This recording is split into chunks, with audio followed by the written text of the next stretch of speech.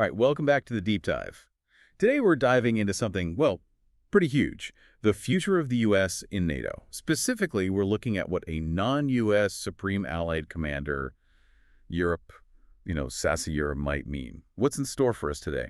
I think it really helps to start with the basics. NATO was founded in 1949 Right. on the principle of collective defense, Article 5. And, well, since 1950, ever since Eisenhower, U.S. general has always been SACEUR. That's more than 70 years of U.S. military leadership. Yeah. So a long, long tradition.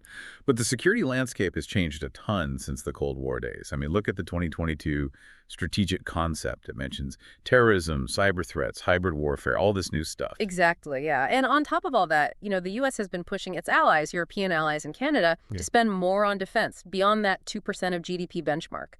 So for everyone listening, the question is the U.S. going to stay fully committed? Could they actually give up the SACEUR role? Yeah, big question. So where does the U.S. officially stand on all this right now? Officially, the U.S. says they're committed to NATO, to Article 5, all that. But you can definitely hear this emphasis on, Europe and Canada needing to step up, take more responsibility for, their own backyard. Okay. The U.S. is saying defense spending needs to be more than 2%. Some are even saying 3 to 5%. And they want a stronger defense industry on both sides of the Atlantic. And of course, the U.S. still says preventing a big conflict, deterring aggression, that's what NATO is all about. Okay, but there's this feeling, right, that maybe the U.S. is starting to, look elsewhere strategically. Oh, absolutely. The Indo-Pacific region, China, those are huge priorities for the U.S. So yeah, maybe there's a shift happening, maybe a strategic division of labor, so to speak. Interesting. Okay, now let's zero in on this SACEUR position. Like you said, it's been a U.S. general, always, ever since the beginning. Back then, it was about facing off against the Soviets, leading Allied command to Europe. What's the current role of SACEUR, though? What do they do? Well, it's changed, of course. Today, SACEUR is the head of Allied Command Operations. Okay. They're in charge of all the planning, the execution of NATO missions. They manage resources. They also work with Allied Command Transformation, ACT. ACT is all about making NATO better, preparing for the future. But one key thing to remember here is the dual hat thing. The SACEUR is also the commander of U.S. European Command. Got it. So one person, two huge roles. But why has it always been a U.S. four-star general as SACEUR? Well, there are a few big reasons. The U.S. has always had the biggest military, by far. So having their general as SACEUR, it's a really strong symbol of commitment. Plus, let's not forget, the U.S. controls most of NATO's nuclear weapons. Yeah, that's a big one.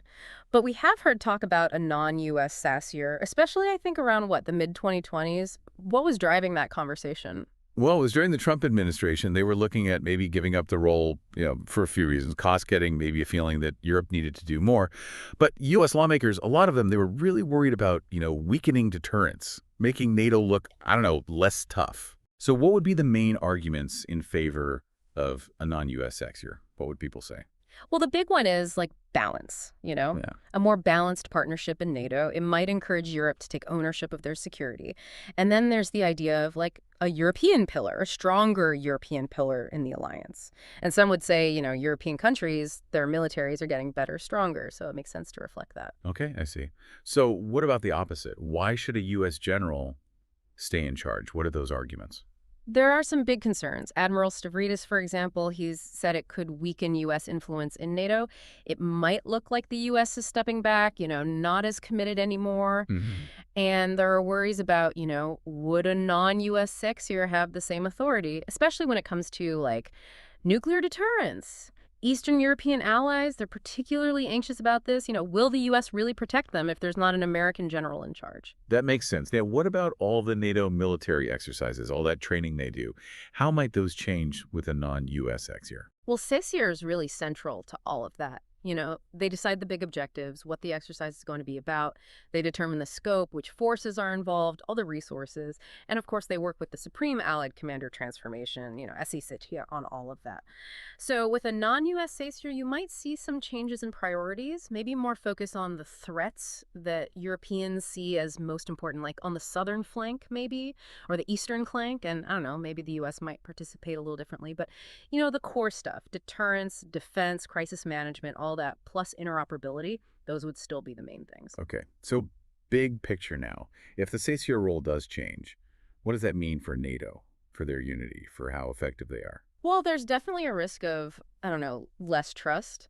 Especially, like I said before, the Eastern allies, if they feel like the U.S. is pulling back, that's a problem. But on the other hand, more European responsibility, that could actually strengthen NATO in the long run, make them, more cohesive. But it has to be managed well. And we might see a shift towards, more countries having a say in NATO decisions, less U.S. dominance, maybe. Hmm. Interesting. So stepping back a bit, what are the big challenges, the big opportunities facing NATO right now, regardless of, who's SACEUR? Oh, there's a ton. Staying unified, that's a big one. Making sure everyone actually spends enough on defense, fixing those capability gaps that NATO has, and then deterring, well, both Russia and China. And let's not forget the non-traditional threats, cyber attacks, terrorism, all that. But there are opportunities too. More European strategic autonomy, maybe, a more balanced alliance, maybe European countries cooperating more in defense, figuring out their own stuff. And, there's a chance to really update that strategic concept, make it fit the world today. Right. So looking across the whole alliance, what are people saying about the U.S., about SACEUR, all that? I think, honestly, there's a lot of worry about the U.S. commitment. How long will it last? That's a big question mark. And the big European powers, the UK, France, Germany, the Nordics, they're apparently talking about taking on more responsibility behind the scenes. Hmm. As for SACEUR, there's no agreement. Some see a non-U.S. SACEUR as a bad sign, like the U.S. is leaving. Others see it as a chance for Europe to lead. It really depends who you ask. But one thing's for sure, pretty much everyone agrees, Europe needs to spend more. They need to be more ready militarily. And, the Eastern flank, they still really want the U.S. there, a strong U.S. presence. Yeah, makes sense. So it seems like the main tension here, it's about, the U.S. wanting its allies to do more, but also wanting to stay in charge. And that really comes through in this whole SACEUR discussion. Yeah, I think that's a good way to put it. What happens with SACEUR, it's not just a symbolic thing. It has real consequences for NATO's military operations, for how the world sees them. For sure. And there's some pretty big challenges ahead, but also some really interesting opportunities. This is a pretty defining moment for NATO. It really is. They have to adapt, and they have to, really know what they stand for, what their purpose is. Something to think about before we go. The U.S. has been the top dog militarily in NATO for, well, basically forever.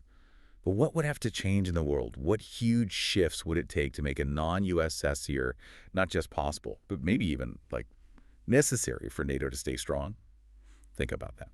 And thanks for joining us for another deep dive.